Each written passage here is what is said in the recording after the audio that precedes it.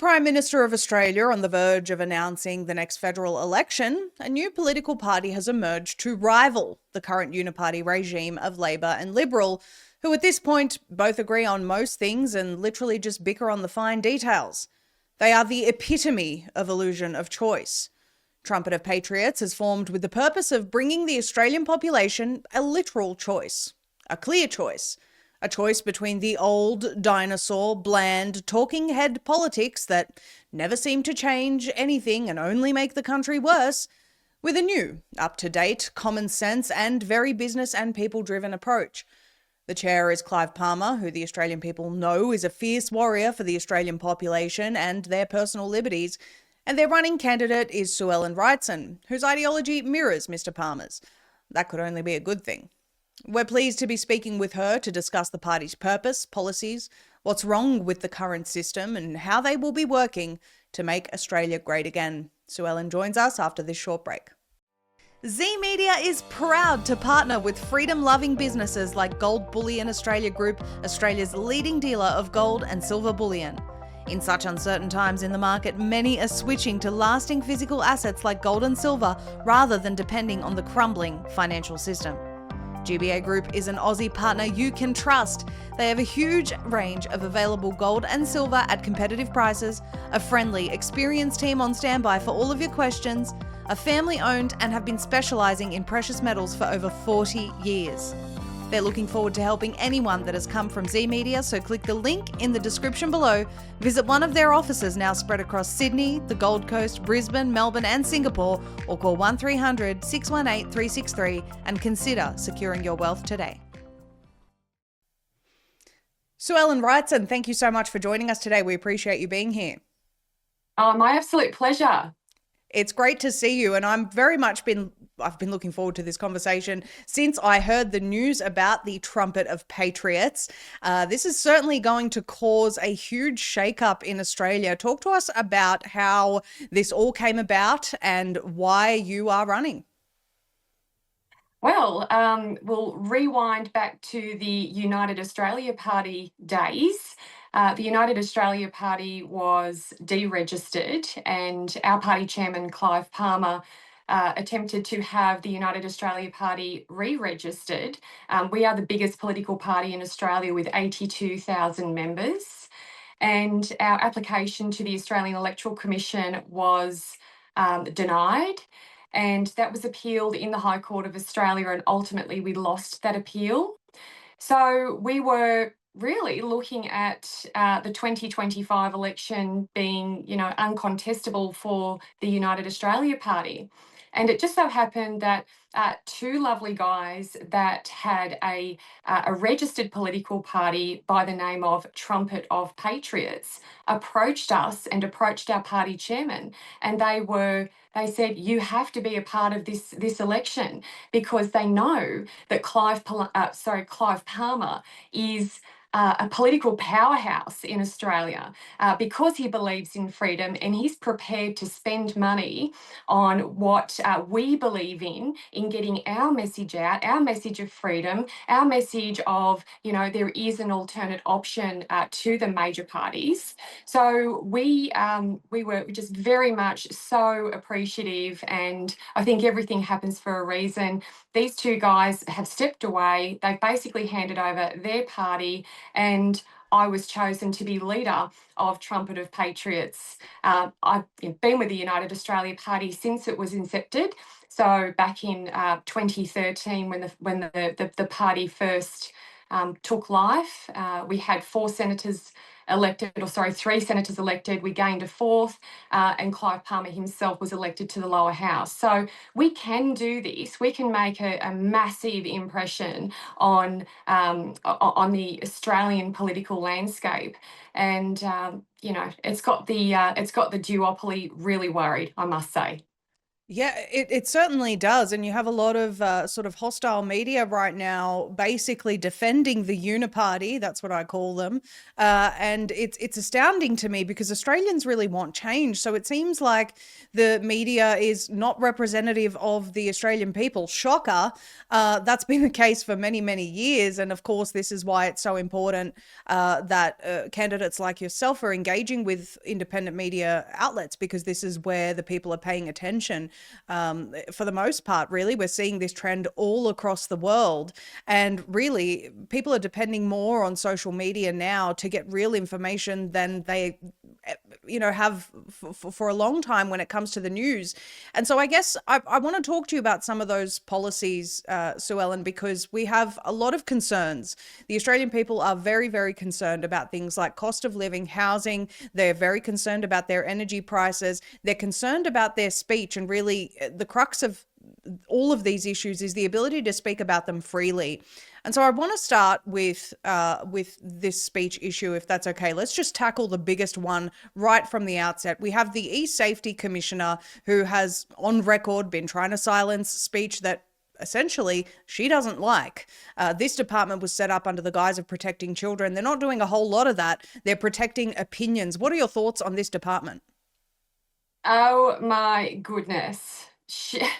Um, the eSafety Commission was established in 2015, and it was established in that early time with very, very good intentions. It was established to tackle a rise in online child pornographic material. It was established to basically protect our kids online, protect kids right around the world from these international child trafficking. It was just so in 2015, it was established with very, very good intentions. But this is quite often what government does. They will establish something under the guise of being, doing all they can to protect children. But then these government departments tend to morph over time into something else that takes more and more of our freedoms away from us. And we saw that during COVID. We saw that Australian politicians were being censored. And we saw that anybody that was going against the government narrative were being censored. And all of that censoring was coming from within the Australian Government Department of Communications. So it was the Communications Minister at the time. And now this was predominantly done under a Liberal government. They were in charge of Australia when COVID happened. Right. And when you think about the harms that have been done by the e-safety commission censoring doctors, God forbid, the experts in the industry that were seeing all of these issues from vaccine injuries, and they were being censored, banned. APRA came in and took their licenses. It was absolutely bloody horrendous. But working away in the background, and we now know that, were these fact checkers. And these fact checkers were employed by social media at the behest and the request of our government. So Yes. you had these morons in the background, censoring scientific and medical information that they didn't have the faintest clue on, but they were taking their clues from, I guess, Big Pharma. And all of this, we need a royal commission into this. I'm not satisfied. I'm not going away. I believe that we need to learn from the mistakes of the past, and that was a very grave mistake, and that really left a lasting mark on free speech in this country. And the government will test us. They will test us to see what they can get away with, Right. because when you think about it, we are easier to control when we are silenced. That's a very good point. And And I know that gender is a particular hot topic. We've seen the reversals on things like DEI and, President Trump banning transgender military service people. And we have the opposition leader, Peter Dutton, talking about the gender insanity at the moment. A lot of people very concerned about all of the studies that have come out about the harms of transgender surgeries on minors. These things are irreversible. There's been a lot of lies told to parents and to the public around this, and Australia has really been on board with all of this. And this is a particular topic of e-safety. She's gone and censored people and demanded even Billboard Chris's posts to be censored. As you know, someone who lives in Canada, for goodness sake, she's gone up against X in legal battles, spent an immense amount of taxpayer dollars fighting to censor speech internationally. So my question to you is, first and foremost, on the gender madness, what's your approach, and do you plan on shutting down or reforming e-safety? What are your goals around this? Look, there is a man and there is a woman. And our party, the Trumpet of Patriots, believe that men should not be able to participate in women's sport. Flat out, simple, end of story. It's a danger. Don't do it. Sport is about having a level playing field, and a man, a biological man, participating in a woman's sport gives a grossly unfair advantage. And if I was a woman and there was a man in the same race, I would not take part in the race. I'd Right. walk away. And I think we've seen examples of that before. Yes. But the E-Safety Commission has now morphed. Her goal should be about protecting children online, children and families, okay? And we all, we believe that kids should not be bullied online, all very supportive of that. But when she starts acting beyond her scope, and when she starts acting beyond her powers, her regulatory powers, then that's malfeasance in public office. And she is going to leave herself open to a very big lawsuit if she doesn't pull her head in. We've seen her take on the likes of Elon Musk, these social media platforms. She talks about, I think that she's come from Silicon Valley. She's from the United States. She's no stranger to technology and Worked the alongside mechanisms behind the Microsoft scenes. and so on. Yes. Oh, so no surprises there that she's out here trying to flex the muscles out here, but she doesn't have an original idea in her head, because a lot of this legislative control has come from overseas. So the Australian government has had a look at the Digi Act that was rolled out in Europe. I Yes. think we've seen some really harsh legislation rolled out in Britain. And God forbid those people are getting arrested. Grandfathers are getting arrested because and I think they pick weak targets. Yes. To make an Um, example out of them. Yes. exactly right. So um, she's affectionately known as E. Karen. I think I just love that about Australians, how they'll come up with a name. And no offence to all of the beautiful Karens out there and some of my Karen friends that I have, but it's Australians have affectionately given her the name of E. Karen, and she doesn't have an original idea in her head. She got all of this really, really um, uh, sort of controlling legislation from Europe, and they've tried to roll it out here. Now that misinformation, disinformation bill that the Labor Party tried to bring in during the 47th Parliament, which we're still in, it was just so pleasing to see Australians stand up. I think there was over 20,000 submissions, and the Labor Party knew that they would be sunk, because there are even Labor Party voters that said, you are taking one step too far.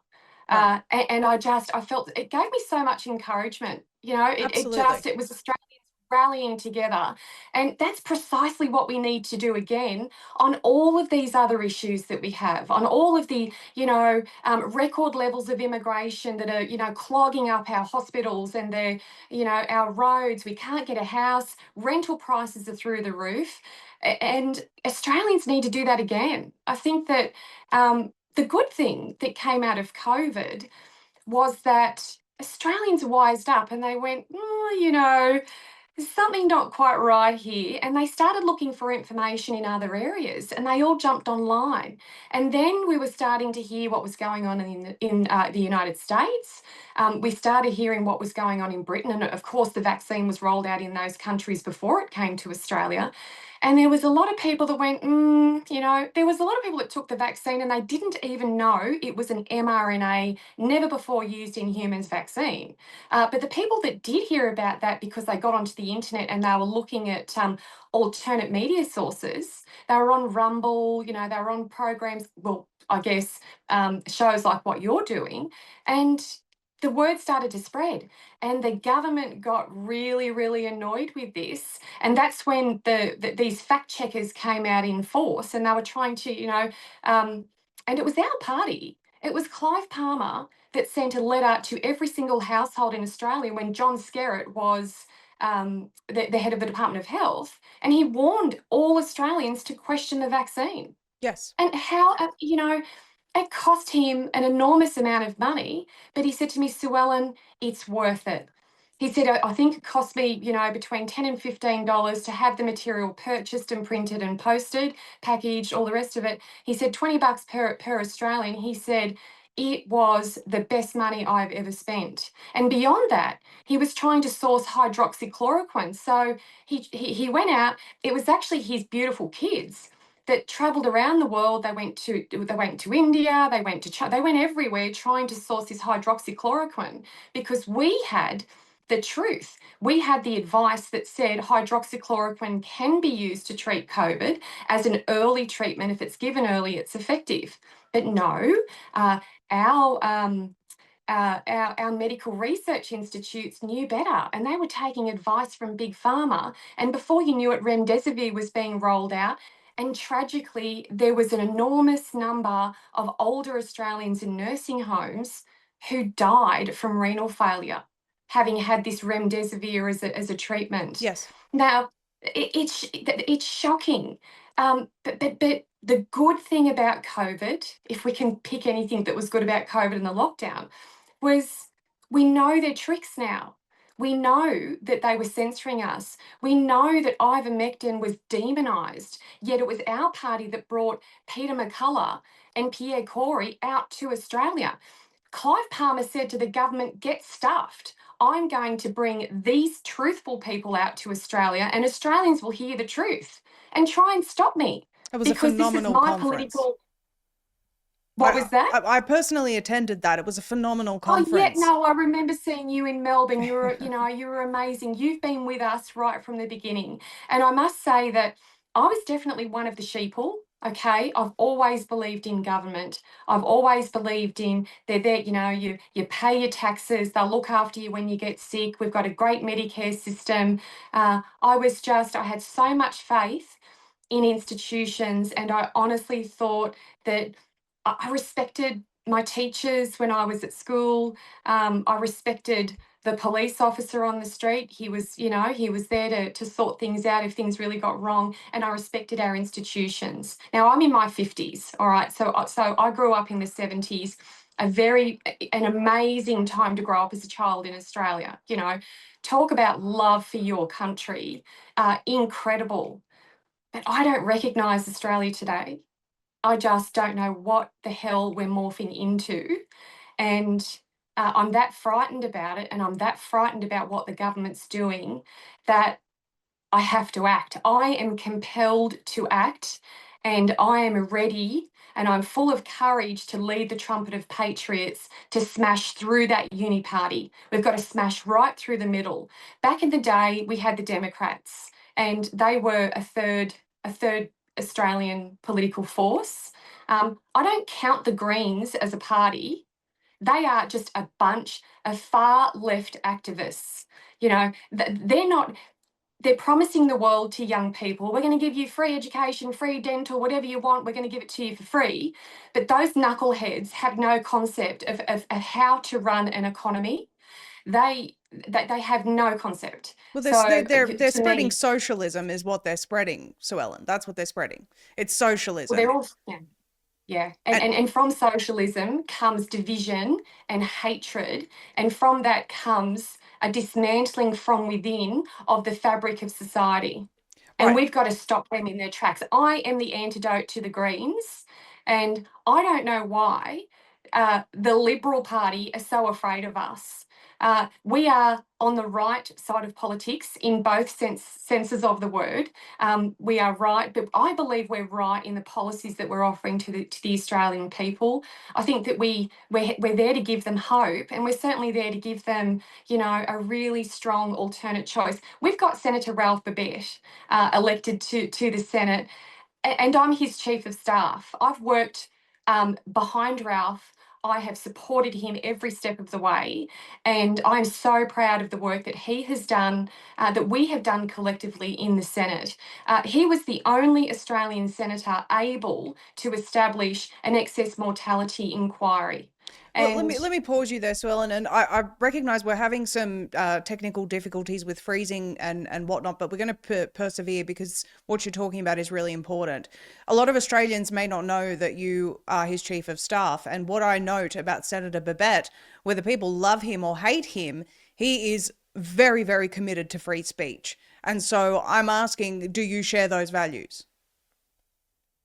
look, 100%. And I think Ralph is a big guy. He's got so much passion and courage. And, it's my job to try and cool his heels a little bit, because when we're in Parliament House, he calls it as he sees it.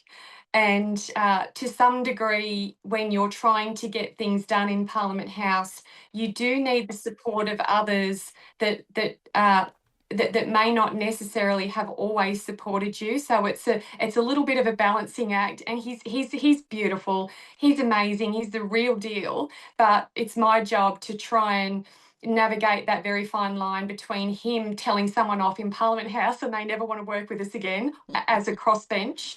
The other thing I see, and this is really interesting, the other thing I see in Parliament House is the say members of the Labor Party, for example, they are all like little minions that sit on one side of the Senate chamber, and Penny Wong will be up and she'll be speaking, and they'll all be nodding their little heads in the background like minions, but they have to toe the official party line. And this is the sad thing about the Labor Party. They all have to shut their mouths and do as they're told. And they look at Ralph with envy.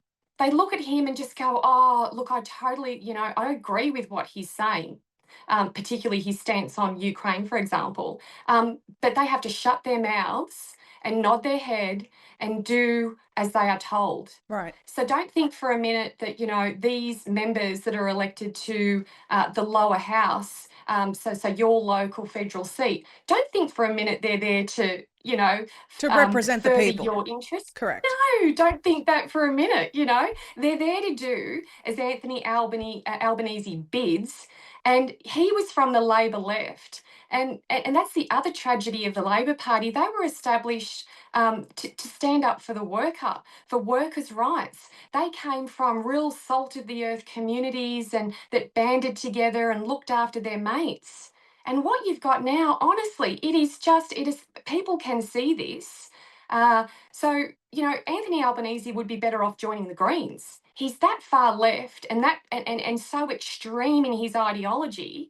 And I can tell you, I have friends from the Labor Party, people that I absolutely respect, and these are older men that have been in the party for a while who have told me, things. This is not the Labor Party that we had 10 or 15, 20, 30 years ago. Well, Sue So Ellen, that's really sad for them. both parties are indistinguishable from what they used to be. You used to have the Liberals that really stood out as a sort of right, if we can use that paradigm, right wing, conservative values. The Labor Party was for the people. Neither of these parties are really even a shadow of what they used to be, and they're quite indistinguishable from one another. They basically have the same policies with a few disagreements on the finer details. And this is where the problem has become extremely apparent since COVID, especially coming up into this election. Most people are looking at Peter Dutton and Anthony Albanese and saying, I don't want either. What other choices do I have? Which is why I was so excited that the Trumpet of Patriots made the announcement that you did, because now Australians have another choice, and we should have another choice. The two-party system has to be dismantled. And so you mentioned a very, very key thing here, which is the Ukraine stance. Now, both leaders have come out in complete opposition to what the President of the United States has said. The United States is our ally militarily and in many other ways. And JD Vance made previous statements as well about the fact that in relation to the EU, why would we have an alliance with the EU when they don't support American values such as free speech? So I'm looking at everything that both Labor and Liberal are doing when it comes to this foreign war that Australia's been funding and every single Western nation has been funding.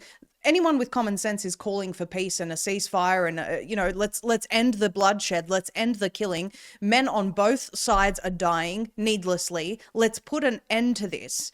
And yet Australia is going in the opposite direction to its ally, the United States. So I want to understand from you, what is your party's stance on this? How do you plan to make peace? And what do you feel about the way in which Australia needs to respond to the leadership of the United States when it comes to these issues? A number of points to make just briefly. We're an island nation, and I am so grateful that we have America to have our back. They are our big brother. They have been our ally for a number of years.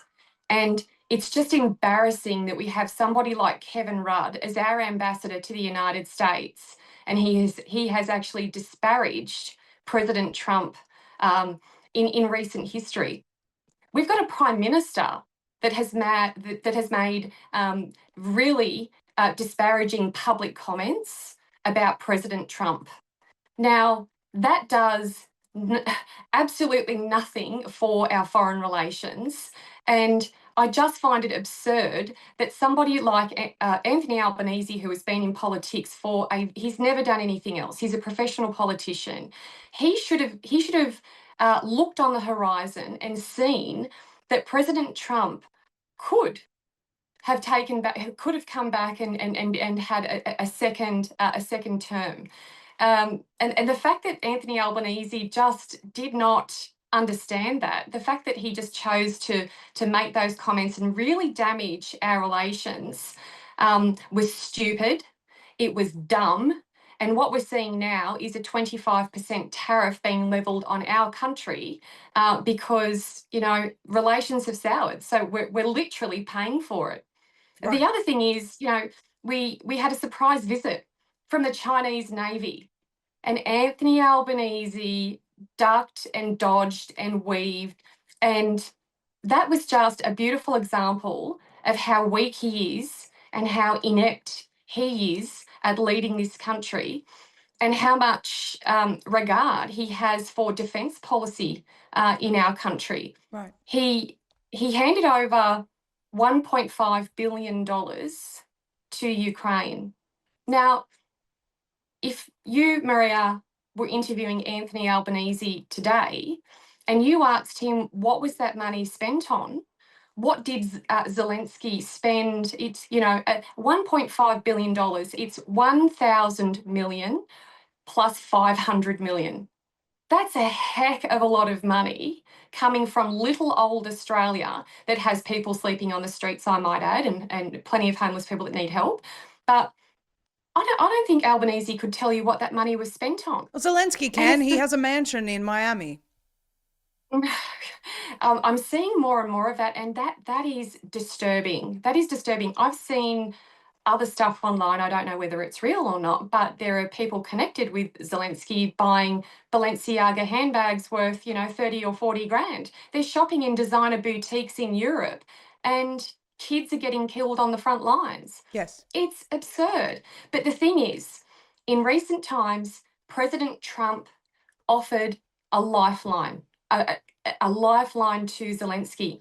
And he said that if you are willing to sign this deal that gave the United States access to critical minerals within Ukraine, it would have created a situation where America had an economic interest in the country, and they would have had a very valid reason to be in the country protecting their economic interests.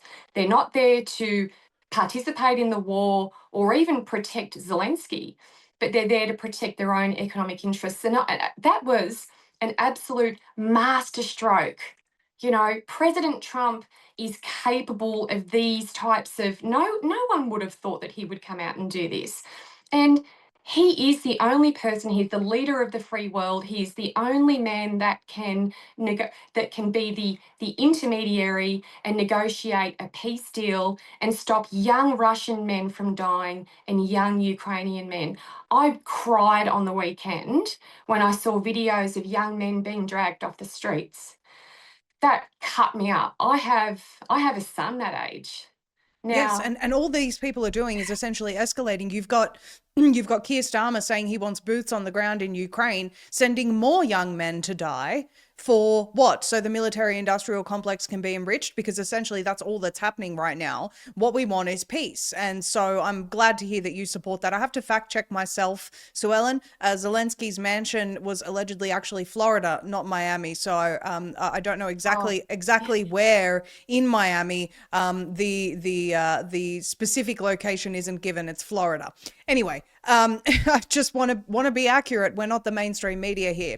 Now, so I note that a lot of what Trumpet of Patriots has said is centered around Trump-like policies and Trump-like governance. The whole world celebrated, or at least those who have a brain, when President Trump was elected, because they knew that it would mean better things for America. They knew that it would mean end to wars, and we've already seen tremendous things coming out of the Trump administration. Many Australians are very excited about Trump-like policies. Now, we've seen an announcement from the coalition about Doge. I'm interested to hear from you about your thoughts on something like Doge and what needs to actually be addressed. We currently have 1 in 5 politicians, 1 in 5 workers rather, in Australia who are actually federal employees. That is not required, in my opinion. And it seems to keep expanding, immense amount of waste. And Sue Ellen, I have to say, you have a lot of these ministers, like the Minister for Housing or the Minister for Transport or whatever it may be,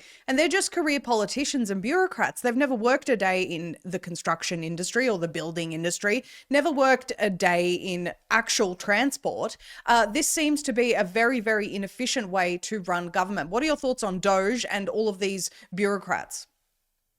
look, I think that Doge, an Australian Doge is, an Australian Department of Government Efficiency is the very first thing we need to do in the 48th Parliament. We need to have a look at all of these ridiculous programs that taxpayer dollars are wasted on.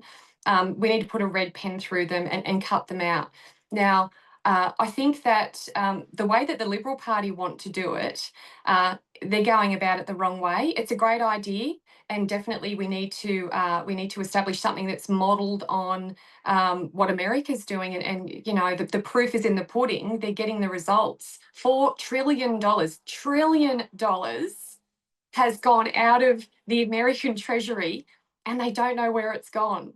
It's absolutely And crazy. that's I've just been what's keeping a been really discovered close. so far, by the way. I mean, there's likely a lot more. We're talking millions of Yeah, dollars to even terrorist organizations and God knows what else. Sesame Street in Iraq. yeah. I mean, it's crazy.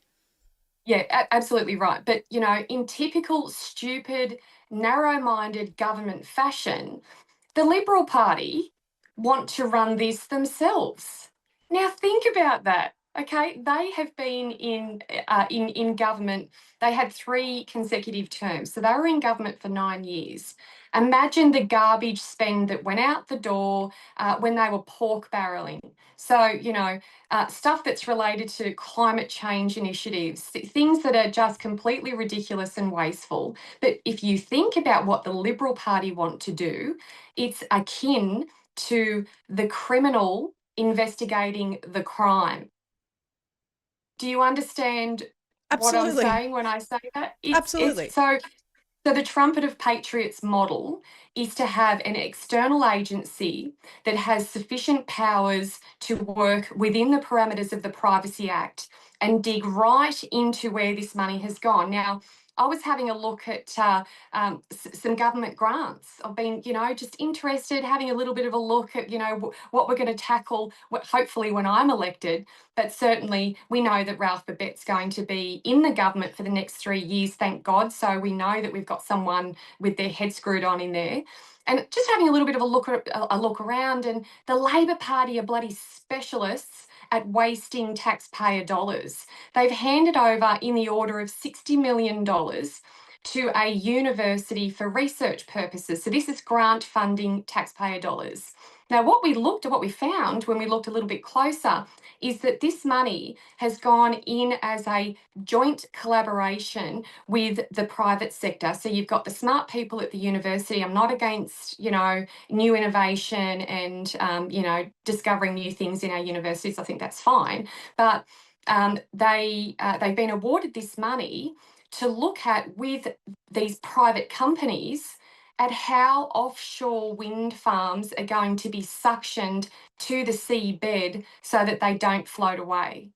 Now, when you think about it, a private company that is potentially going to go on and be a proponent of one of these giant wind farms, Yes. make a heap of money out of the Australian taxpayer, those private companies should be doing their own research and development. So their R&D, it should come out of their pocket. Right. It shouldn't be coming out of taxpayer pockets to validate or to try and work through a problem for an unviable, incredibly expensive technology that just makes these elites, feel good at night when they go to sleep. It's this technology that's destabilising our grid and pushing power prices through the roof for Australians. I do want to talk to you It's about. appalling. It is appalling, and I do want to talk to you about private power prices. Rather, I just note another huge amount of spend that I was appalled at. Albanese signed off on a $100 million fix to a road which leads to his beach house residence. I mean, this is outrageous to me. If you were embezzling money like this, if you were working in a private company, you would be investigated. That would be a criminal act to be stealing money like this for your own benefit, and yet there just seems to be no accountability at all for the current government. And so we need to see some accountability. But I do want to talk to you about energy prices, because when Tucker Carlson was here, which again, Clive Palmer and the UAP organised to bring him over, and we thank you for that. That was wonderful to meet him in Canberra. He made a very, very important point about Australia's energy. Australia is more than capable of being completely, it's able to run without help from outside, really. I think maybe oil. But we have more than enough to lower energy prices for Australians. We are capable of doing that, yet we keep shutting down coal power plants. When the Liddell plant in New South Wales was shut down, they had to borrow energy from other states. And now we've seen on two separate occasions, Queensland has cut off energy to businesses and homes because of, the peak smart system. We are behaving like a third world nation, and it just does not need to be that way, with energy prices through the roof. So Ellen, I want to know what your stance is on this. How do you plan on lowering energy prices for Australians? Powerful nations have cheap, reliable power. Okay, that energy is essential to life. And when you look at when you look at the situation that we have in this country, we have everything we need to be able to stand on our own 2 feet. And an abundance of energy means that the cost of energy will go down. An abundance of energy means that Australia can start manufacturing things again. And an abundance of energy means that we can make all of the things in this country that are those critical supplies. So, say, for example, if we did end up in a wartime situation, if there was conflict in our region, we're stuffed. We are absolutely stuffed. We have gone from 8 oil refineries in this country to 2 oil refineries. Our emergency fuel reserves are currently stored in the United States. If we were cut off from the rest of the world because of a geopolitical conflict, regardless of whether we're involved in it or not, we'd be buggered. We are stuffed. So it is critical that we get on, and one of the very first things that the Trumpet of Patriots will do when we're elected is to lift the ban on nuclear. We will demand, if we are in a balance of power situation, it's a non-negotiable. We'll be turning up with some things that have to be done on day one. We will be supported by Senator Ralph Babet in the Senate, and it's lifting the ban on nuclear and not handing this important responsibility over to the government to build the nuclear reactor. We hand it over to the private sector with sufficient oversight from the government. It's a nuclear fuel, after all, and we get it built on time and on budget.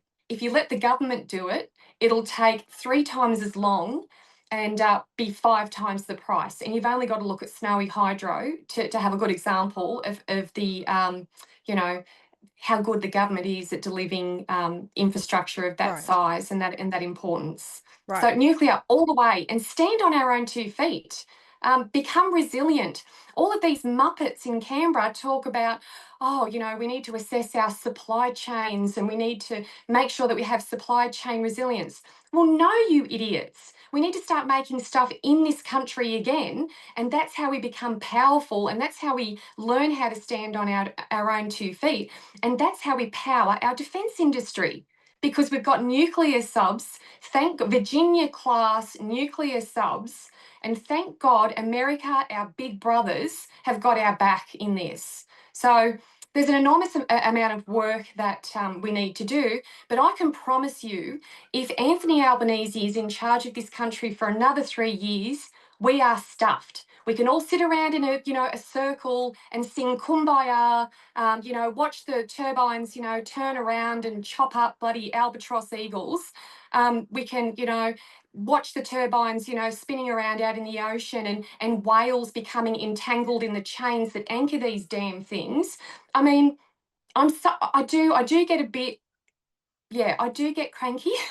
I understand. It's But it's a complete environmental disaster. This was as President Trump calls it. It's the Green New Scam. It is a scam. It's a way to enrich all these emerging alternative energy companies. But really, Tucker made such a great point. He says we manufacture all this stuff, then we send it over to we send all this energy to China, or the ability to make energy. We ship it over there, then we buy back materials for wind farms from China. It's outrageous, absolutely outrageous. A country like yeah, Australia, with the resources that it has, is perfectly capable of being self-sufficient. So I'm glad that the Trumpet of Patriots is looking at this, because the cost of living is really crushing Australians. On the note of the cost of living, Sue Ellen, we have a mass immigration crisis in Australia, which is impacting housing in the country. We are seeing Australians homeless on the streets while we have a ton of immigrants coming in. This is a problem that is essentially plaguing every single Western nation. What do you plan on doing about this?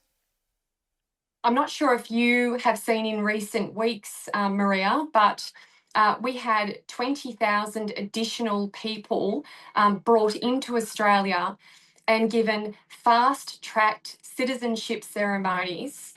This was all done under the Home Affairs Minister, Tony Burke. And what they did when they did these fast-tracked citizenship ceremonies that happened, this has occurred within the last 3 weeks. They only invited Labor Party members of Parliament, from what I hear. There was a local federal MP, Di Lee, she's from the seat of Fowler. She didn't receive an invitation and she was absolutely furious. But what this sneaky, tricky government have done is they arranged for the Australian Electoral Commission to be there at these citizenship ceremonies so that these new Australian citizens could sign up, get their names on the electoral roll, and when they're thinking about who they're going to vote for at election time, they're like, oh, those guys were really nice to me, the ones in the red shirts, those Labor Yep. guys, they were really nice to me, who am I going to vote for? Oh, I might vote for them because they were there and it was a happy day for them. So that is the sneaky bloody tricks that the Labor Party get up to. And look, they have the record of the highest levels of immigration, I think, for any government. Now, they do that sometimes because I think they are so hopeless at managing money that when you bring people into the country, your economy does get a little bit of a sugar hit. It gets a boost. And they can then come out, and Jim Chalmers can come out and say, yes, Treasurer, the economy's looking good, the jobless rate's right down, this, that, and the other. But what it does, it comes at a cost. It comes at a cost of congestion in our hospitals. You can't get a rental property. Our roads are even more congested. It's so it does come at a cost. And I'm not against immigration. Some of the most beautiful friends I have, their mums and dads came out here from Europe. Growing up as a kid, it was just so beautiful. Like, we would call our Italian or Greek mates our wog mates. Yes. And that is not, that wasn't a derogative term when I was growing up, because I remember the Perovich family, who were very close with our family, and I remember him taking me to the ocean side when we were kids, and we would all do like family holidays together. And he the stuff, he would be opening up oysters off the side of the rock, and and sea urchins and things, and I learnt so much from them. Think of Lygon Street. Think of all of the amazing food and culture. And when I look at my Greek friends in Sydney, they are the most beautiful, loving, family bonded, love their community, love this country probably more than me. So, immigration is great if it's done right, and if it's done with the right people who are going to come here and love this country as much as I do. Well, And but that's the that's really, really important thing. that's the key, Sue Ellen. And I have to say, listening to you talk about your memories of the way that Australia used to be really takes me back to my memories of Australia growing up. It was a very different place. As you mentioned earlier, it's unrecognizable now. And the problem is, I see that we have all this mass immigration, there's no assimilation. I am okay for.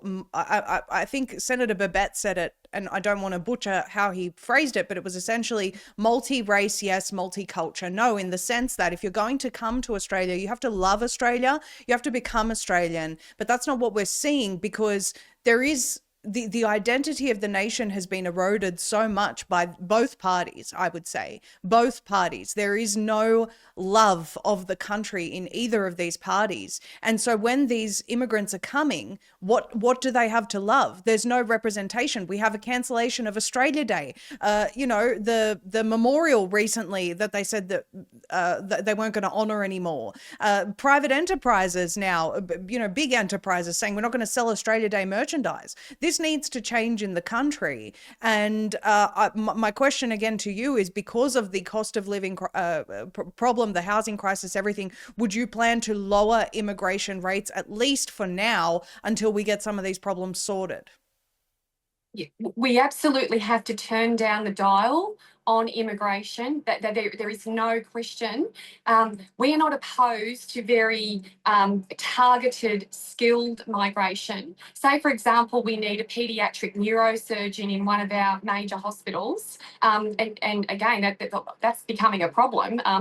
So we've got some very incredible professors and doctors that work in our health system, and they're retiring, and we just don't have sufficient numbers of people to come in and fill those spots. So you absolutely have to have a very targeted and skilled migration, Right. but done in a controlled way. So have a look at where all of these people are going to live. Have a look at, what impact it's going to have to existing services. And if we just need to dial it down a little bit until we get that balance right, I think that's the approach. There are some bloody good people out there in the world that are living in terrible parts of the world, and they are being persecuted because of their religion. They're being persecuted because they're a woman. And I have no qualms about inviting, mind you, inviting good people into this country, but they have to understand that we expect from them that they adopt the similar values, the cultural values that we have, and that love for the country and the respect for your fellow man. We don't expect them to come out here and live in their own little enclaves and be separate to the rest of the world, but still have all of the benefits of being an Australian, of receiving support from the government by way of welfare or whatever else it may be. So we need some strong leadership on that front. Absolutely. And And I think a obviously, lot of people would agree with you, Sue Ellen, that the nation has certainly lost its identity, or not lost, but it's eroding very quickly. And it's being spurred on by the current politicians and both parties who are sowing division in a lot of ways. And the media plays a big part of this as well. And I note your recent interview on Sky News with Chris Kenny, which I thought was horrible treatment of you, by the way, not really letting you speak, not letting you answer your questions. It was really an ambush. But the reality is that the legacy media is failing horribly. Embarrassingly, that interview had 4,500 views on YouTube. That's really all that Sky News could muster up. And, as much as they're trying to go against a third option, it seems, really trying to keep the Uniparty in power, the Australian people just aren't that interested anymore. And that's a worldwide trend. The legacy media is just failing. I equate them to a CNN or an MSNBC, which is now, mass exodus. They're firing all their staff because they just can't get enough views.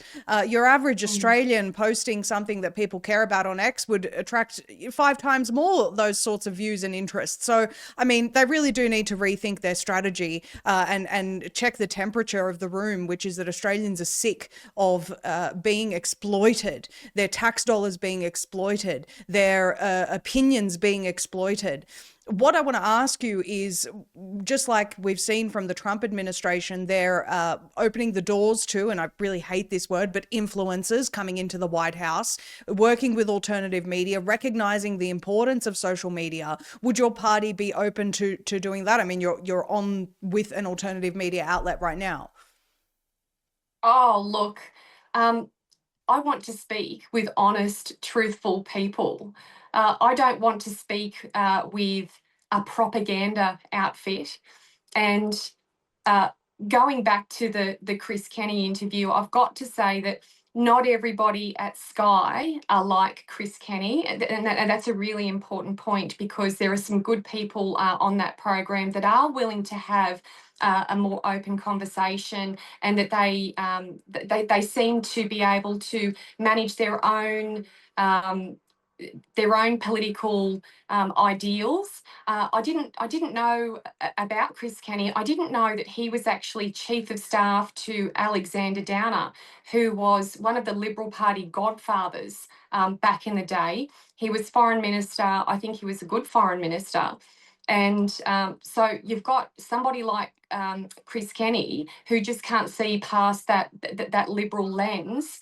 And the thing is, I think that we've got them worried. I think that Chris Kenny is worried that the Trumpet of Patriots participation in this election might take some Liberal vote away from them, and they might see themselves in a position of minority government, which means that if I'm elected to the seat of Hunter in New South Wales, um, and we don't form government, they will need to rely upon my vote to make anything happen in the country, to pass legislation. And I really, really do hope that I find myself in that situation, because it's going to give me a chance to propose, to ask for certain things, non-negotiables, and to try and really, make a start at improving our country. But the Baron Trump, let's talk about Baron Trump. What a bloody beautiful kid he is. He was a blessing to Donald Trump and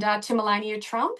That imposing, gorgeous looking, gigantic young man said to his dad, he tapped his dad on the shoulder and he said, "Dad, we need to do Joe Rogan."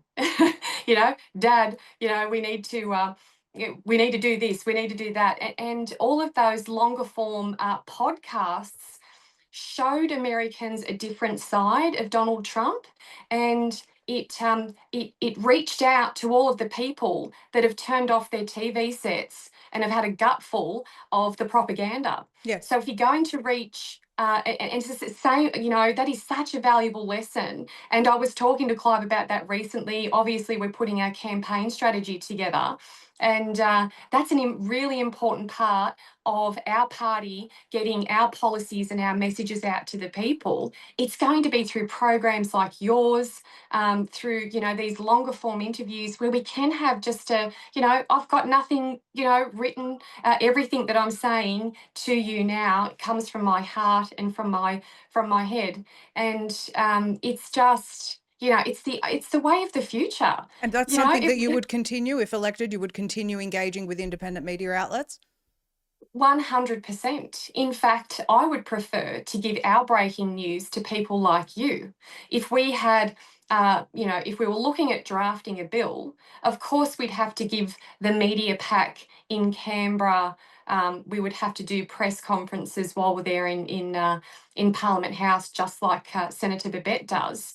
But it would be my preference to give some breaking news to people like you, to give you the first scoop on a draft piece of legislation that we're working on. And yeah, it's, get the truth out. You're not going to censor me. And even if I say something stupid, you'll still play it because people they need to know who I am. That's a very good And point. that's, And I think, Sue mm, Ellen, the aim of the independent media, of course, it's risen so much, especially since COVID, because of the fact that people wanted the truth. The aim is not necessarily the scoop or the breaking news; it's just transparency. And we're very, very grateful that people like you are willing to talk to independent outlets, because that's what's needed. There is no censorship, there is no cutting out of things that you've said, and as you said, it gives people the opportunity to get to know you. I have a couple of final questions for you because I know we're almost out of time.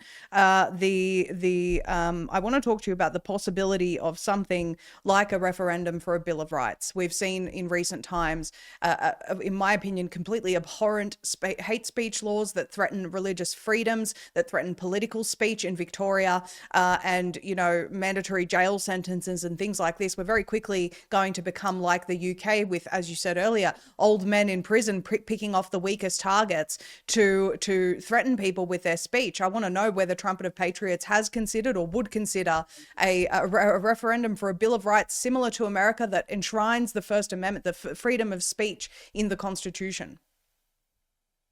I'm incredibly proud to say that Senator Babette, in the final sitting week of the Parliament, introduced a bill to amend the Australian Constitution to enshrine free speech within the Australian Constitution.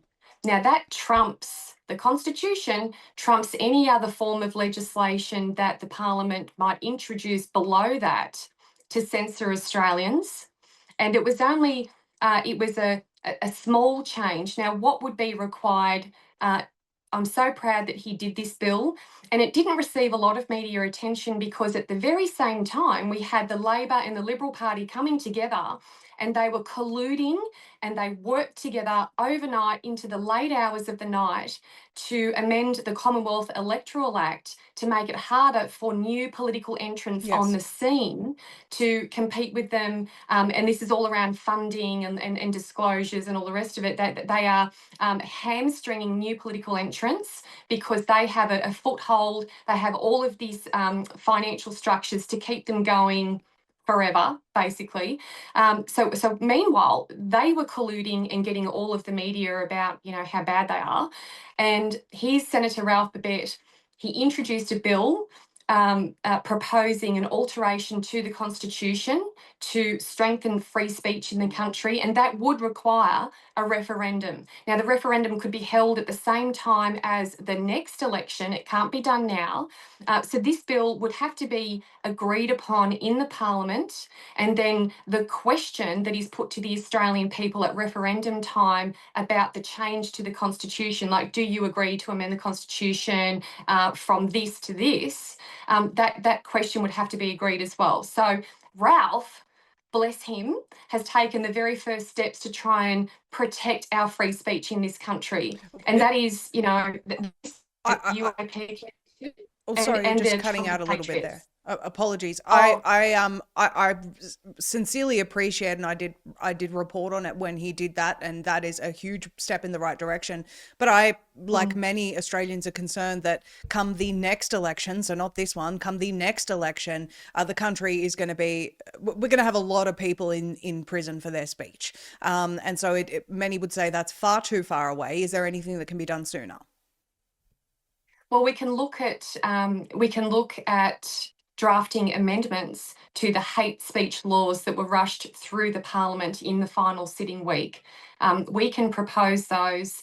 And look, I don't like our chances, unfortunately, because there were only, from a Senate perspective, there were six good people that opposed it, and the rest of the uni party brought it in. So the only way that we can combat this is to get sufficient numbers of people elected like me in the seat of Hunter in New South Wales, so I can be a voice in the lower house. And we need more good senators elected to the upper house, like Ralph Babet, like Nikki Smeltz in SA, who is going to run for us in South, like Harry Fong in Queensland. We've just got to get people elected to the Parliament so we can take back our country and protect our free speech. And would you look It at reversing things like the social media age ban, perhaps digital ID, some of these things that people are very passionate about? Absolutely. You know, it's you pick up the phone, you send off a draft request to some incredible people that support us behind the scenes in Parliament House. I've got to say that we have some amazing people. Not all public servants are bad, all right? There are some incredible Certainly. people that support us behind the scenes to have our will drafted in a legal context, and then it's put forward for change. And it's a numbers game. The more people we have in the Parliament, the more we can get done. But even if we only have a handful, we can draw a line in the sand and say to whoever might be calling the shots, you will not get our vote, that you need to get things done unless you are willing to do this. So that's when we get in and we fight really hard and we negotiate and we have that battle, and we really address the critical important things first, and then just chip away, keep chipping away for, for 3 or whatever years it might take. So a Thank lot you of for work to that. be done, but it's not impossible. There is a lot to be done. Final question: unity amongst the minor parties, and your party that's coming in to challenge the uniparty. What can people expect around that? Is it just a cooperation that we're expecting? Is there going to be a merging? What can people expect? We cannot be a collection of minor parties. I don't see the Trumpet of Patriots as a minor party, because we've got Clive Palmer in our corner. We have unlimited resources to give everything that we've got to this election. Speaking of Clive Palmer, he's trying to call me right now. I'm so sorry if that's stuffing anything up on the It's fine. phone. Is everything okay? Yes. So look, we have him in our corner. We know he loves Australia. He's a freedom lover. He stood up for us during COVID. He's our chairman. I'm so proud to have him behind us, and he can support us sufficiently and financially to take on the uni party. You know, it's a sad fact, but you need money to be in this political Of fight. course. And Clive Palmer is backing me as leader of Trumpet of Patriots. Now, the other parties, look, I love what they're doing. We all agree on, similar things. We have, in terms of policy, we need to be one united force, Maria. We need to be one strong party. We all have our collective life experiences and areas of strength, whether it be economic, whether it be medical. If we came together, we could really take back our country. And unfortunately, we've opened up the invitation to the other parties. Okay, we are the vehicle for change, and we've welcomed them to join with us, and that's all we can do. The other guys want to do, multiple groups on a ticket with different party logos and different names, but what that does, it brings along a lot of issues, and it dilutes our core message. our core message needs to be stand up for Australians, put Australians first, and fight for our country. That's at the heart of this. And then maybe say, 5 or 6 core policies that we know will make Australia a better place. And if we can all get onto, all jump on the same train. Trumpet of Patriots are at the front, we're the ones shoveling the coal into the steam train and we're chugging through, through that mountain. And it is so important that we come together with unity. And we have honestly opened up. We've said, come and join us, but we cannot do this, multiple parties on the ticket and sort of, diluting our message. We can't do it. And we've got the funds to take on the uni party, and it's now or never. We're teetering on the edge of the precipice.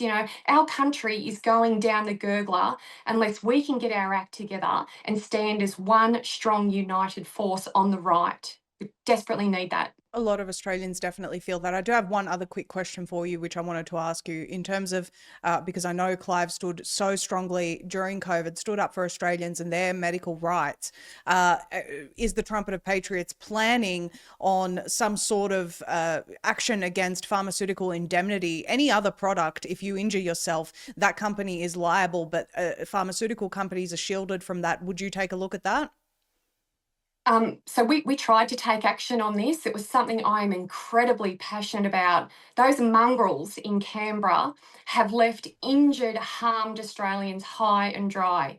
They cut off on the 30th of September the vaccine injury compensation scheme that was established to look after Australians. They cut it off and they've just thrown people into the gutter. And that absolutely infuriates me. If there's one thing that drives me, it's that unfinished business. Now, Senator Babette, sorry, I'll need to lower my voice a little bit. I'm getting a little bit cranky about this. Senator Babette introduced a vaccine, a no vaccine indemnity bill. And what that means is that the Australian government handed over free license to the big pharmaceutical Yes. companies, Pfizer, AstraZeneca, and we said to them basically, as a country, you can bring your wares into the country, and if they happen to harm any of our citizens, don't worry, we'll pick up the tab. And anything that might go wrong with your product, don't worry, we're going to still buy it anyway and hand over, millions and millions of dollars. Anything that might go wrong, we'll look after Australians. That will, and so. What it actually means is that an Australian could sue Pfizer tomorrow. Okay, they could sue Pfizer tomorrow for their vaccine injury. But what it means is that it would be the Australian taxpayer that's picking up the bill. So if the person was found, they were victorious in suing Pfizer, Pfizer wouldn't be paying the compensation, it's taxpayers that would. Now, how insanely crazy is that? And how the hell we ever agreed to that? Well, you would just have to ask Greg Hunt, the former Liberal Party health minister that's now scurried off into the private sector, along with John Skerritt and Brendan Murphy and all of the other bloody characters that were around at the time. Yes, the revolving So door. that So basically, you would look at reversing that. You would take action on that. Well, we're happy to reintroduce the bill. I mean, I think we have to. We have to bring it back and we have to say this is how we protect Australian taxpayers.